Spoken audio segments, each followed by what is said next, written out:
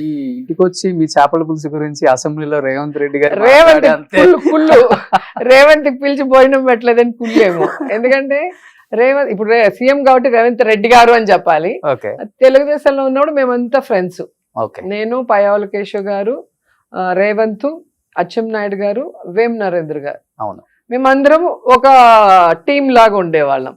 So press meets అన్నా లేదంటే వేరే టీవీలకి డిబేట్స్కి వెళ్ళినా కూడా ఎక్కువ టైం లైబ్రరీలో కూర్చొని ముందువన్నీ చూస్తుంటాం. ఎవరు ఏంటి ఎలా ఏం మాట్లాడితే బాగుంటుందని. అందరం కూడా స్పోక్స్ పర్సన్సే కదా, నేను చెప్పిన పేర్లన్నీ కూడా ఆల్మోస్ట్ అందరం కూడా పార్టీకి స్ట్రాంగ్ పిల్లర్స్ గా ఉన్నాం అప్పుడు. ఓకే అంత యంగ్స్టర్స్ లాగా ఆ టైంలో మేము.